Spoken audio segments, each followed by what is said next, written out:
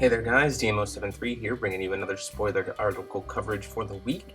We are looking at darkness cards, so let's just go ahead and just jump right in because there's a lot to get through today.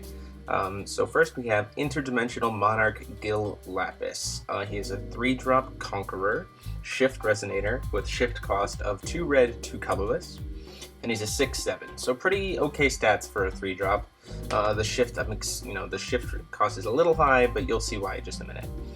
It says, when this card enters your field, you may search your main deck for a 12 Apostle and or a card named Attoractia, Dimension of the 7 Kings. Reveal them, put them into your hand, then shuffle your deck. So, just by entering the field, you get to search for 2 cards. So this is automatically just a +2 right off the bat, or at least a +1 off the bat. And then you can discard a 12 Apostle to give it +4/+4 and target attack until the end of the turn. So that's not terrible. It has some strength, being able to discard that 12 Apostle that you searched on the next turn to be able to kill something strong. It's not bad. But when we flip over to his shift side, Space-Time Pursuer Gil Lapis. He's a Wanderer. He's got natural target attack, is a 1000/1000. And he says, when this card enters your field or shifts, you get to choose one, you may pay 0 to play shift abilities of target card in a field rather than pay their cost until the end of the turn. Or you may put a 12 Apostle from your hand into your field. You get swiftness for the turn and you remove it from the game at the end of the turn. So this is a massive swing. Either you get a free shift card, or you get a free 12 Apostle that can swing at your opponent's face immediately, and then that only lasts for that turn. Plus, is a natural 10/10, and if you shifted him, he can swing the turn he comes in, and he's got target attack. Like, there's a lot of different ways to play this guy out, but this is a strong card, especially for control decks. Just being able to flip out a beat stick or 2 or 3 potentially, and just make some really big things happen. So then we have Lapis's Dark Beast. He's a 4-drop 6/4. The stats on this guy don't really make sense to me, but when you see his ability, that makes sense. He's got First Strike, so that means that his low defense is kind of mitigated there. And when this card enters your field, destroy target Resonator with total cost 3 or less. So you can just 3 or less pop something just instantly for 4. That's not bad. This is essentially like Carmilla, but it's like a new kind of aggro-ish or like aggressive Carmilla. So I don't necessarily know how often we're going to see this card be played, simply because of its huge cost and the low stats, but it is cool to see Darkness getting a little bit more versatility in its lineup. Then we have Lapis's Dark Storm, 2-drop instant, or no, sorry, not instance, 2-drop spell chant, and it says, your opponent discards a card at random and then discards a card. So this is essentially the new Spiral of Despair, and it's halvesies of Spiral of Despair. So rather than they get to pick versus 2 at random, it's they get to pick, they have 1 happen at random, and then they get to pick 1, regardless of what your J-Ruler is. We lost Spiral of Despair, which was kind of disappointing. That was a big card in control decks, so I'm excited to see that we have something that kind of comes back that can mess with your opponent, so pretty excited about this. Then we have the Messenger Familiar, 1-drop 1/1. When this card is put into the graveyard from your field, you get to search for a 12 Apostle, reveal it, put it in your hand. So when it dies, you get a 12 Apostle, and then you get to shuffle. Sacrificing it for Incarnate abilities, sacrificing it to something like Levitine, something like that, Jump Blocker for black, this is where this card is going to come in handy to be able to get, some consistency added to your deck. Then we have Attoractia, Dimension of the 7 Kings. First off, just want to say the artwork of this card is beautiful, and it's a base rare, which means that it will come full art. Can't wait for that. So shift cost of 7. Now you see why Gil Lapis' ability exists. When this card enters your field, draw a card. Doesn't seem like much, but when you see what it flips over into a Regalia. So we're going to have to talk about this a little bit. So it's the Illusory Demonic Globe Attoractia. So obviously, Attoractia has fallen. And it has tap, choose 1, remove target Resonator, Addition, or Regalia with an attribute from the game if it doesn't share an attribute with a card in any removed area that was removed by this card.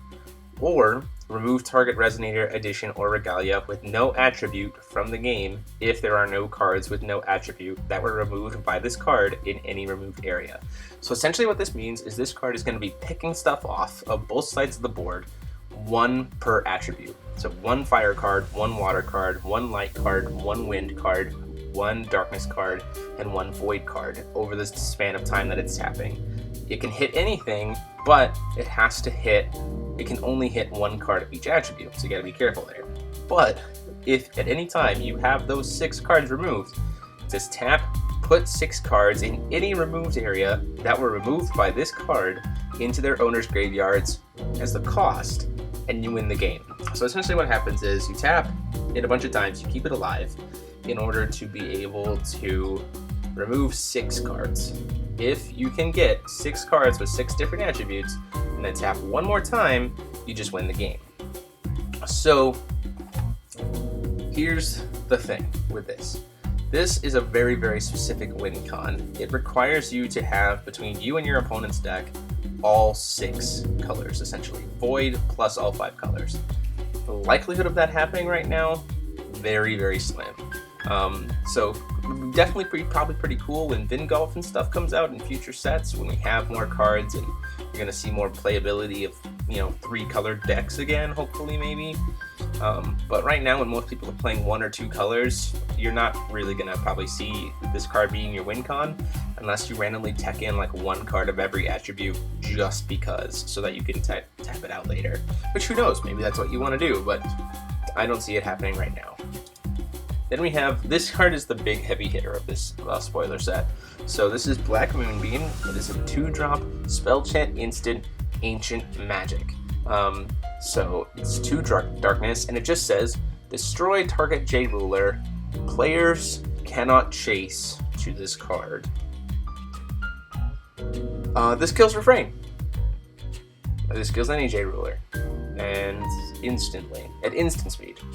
They can't chase to it, so they flip Refrain. You got 2 darkness, we'll pop it. The only way to get around this card is to, 1, have natural imperishable, so Rezard becomes great. 2, tap for imperishable at the beginning of the turn with like different regalia and stuff. Or 3, have wind secluded refuge. So, because that can cancel stuff. It can go on the chase because of automatic abilities and stuff like that. But this is a really strong card for darkness. Just being able to go no and just turn off a J ruler just like that permanently. So definitely like 28 regalia decks just die to this. Especially if your opponent sticks a Death Scythe. Just 28 regalia, Death Scythe, you're dead. But it has a trade-off. If your opponent isn't playing a Jade Ruler deck, I mean, this thing just becomes a dead card. Like, they flip over Yggdrasil, you've got 4 copies of this in your deck. You're just like, well, those are 4 dead cards. So you gotta find a good balance with this, but it certainly is very, very strong. And then the last card today is Collapsing World. This is crazy. So it's the Black Moon, and it's just like tearing Yggdrasil in half. 5-drop Edition Field, and at the beginning of each player's turn, that player banishes a Resonator. So essentially just means that once every turn, you're going to lose something, just because it exists. That is pretty strong. Yes, it is late game. Yes, it affects you too, but I mean, that's a lot of stuff to make play on, to make use of, and just continually, continual loss. It puts a countdown timer essentially on the board, where you're gonna have to plan to try to get multiple things out and hope they survive. And you as a player who plays it, because it affects you too, you're gonna have to try to play around it as well. So I'm interested to see what happens with this card. I definitely think that we can see some cool deck strategies revolving around it. So that is it for today, guys. That's all the spoilers we have. Big spoiler day today. Let me know what you guys think, what decks you would want to see these guys played in. What rulers do you think are going to come back to being important now that we have this Black Moonbeam card? I'm definitely interested in a few, and we'll see how it goes, but I'm really hyped. So let me know what you guys think in the comments down below by like, comment, and subscribe as always. And until next time, this is DMO73 signing off.